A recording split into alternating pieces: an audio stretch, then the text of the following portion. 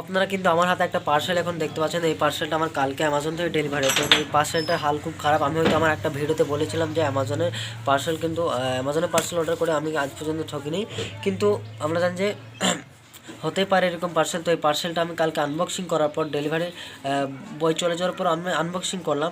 Unboxing করার পর দেখতে পেলাম যে এই পার্সেলটা আমি যেটা অর্ডার দিয়েছি 188 টাকাতে, কিন্তু আমি একটা টুনি লাইট অর্ডার দিয়েছি আমাদের যেহেতু সামনে ঈদ আসছে তার জন্য। তো এই পার্সেলটা যেহেতু আমি আনবক্সিং করলাম, আনবক্সিং করার পর দেখতে পারলাম যে এই পার্সেলটা কিন্তু পুরোপুরি যে ওয়্যার মানে তারগুলো কিন্তু পুরোপুরি কাটা, আর তারগুলো পুরোপুরি কাটা ছেঁড়া। আর এরকম পার্সেল যদি আপনাদেরও আসে কোনো সময় যদি আসে, তো আপনারা কী করবেন, পার্সেলটাকে রিপ্লেসমেন্ট এক্সচেঞ্জ করে দেবেন।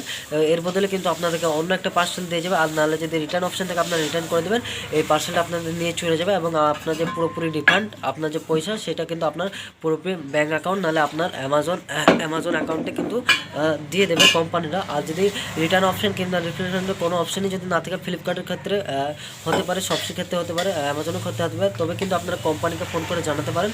কোম্পানি হয়তো প্রোডাক্টটা হয়তো অনেক সময় রিটার্ন হয় না, তো অনেক সময় কিন্তু কোম্পানিকে ফোন করে কিন্তু আপনারা সাহায্য বলতে পারেন এবং বলে কিন্তু আপনাদের পার্সেলটা রিটার্ন করাতে পারেন। তো এই পার্সেলটার হালটা আপনারা একবার এখন দেখুন ভিডিওতে।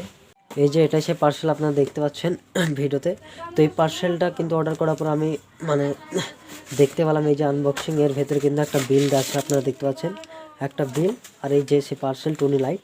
তো এই টুনি লাইটটাকে যখন আনবক্সিং করলাম, কিন্তু প্যাকেটটা পুরোপুরি এইভাবেই ছিল, মানে কোনো সেলোটেপও লাগানো ছিল না, এইভাবেই ছিল, এগুলো সব এইভাবেই ছিল। এই যে আপনারা দেখতে পাচ্ছেন ভিতরে যখন আমি টুনি লাইটটাকে বার করলাম, তো এই যে এর হালটা আপনারা কিন্তু ভিডিওতে দেখতে পাচ্ছেন কেমন করে কাটা তার সব।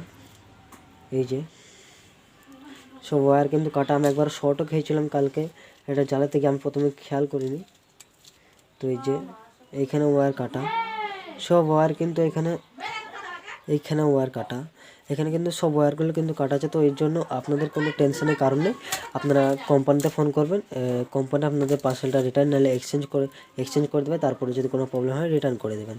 তো আজকের ভিডিও এইটুকুনি থাক। আশা করি আপনাদের ভিডিওটা ভালো লাগছে। আর আপনারা যারা যারা চ্যানেলে নতুন আছেন অবশ্যই কিন্তু সাবস্ক্রাইব করবেন আর বেল আইকনটা ক্লিক করে দেবেন, যাতে আমার আরও নতুন নতুন ভিডিও আসলে আপনার কাছে যেন আমার ভিডিওটা সবার আগে পৌঁছায়।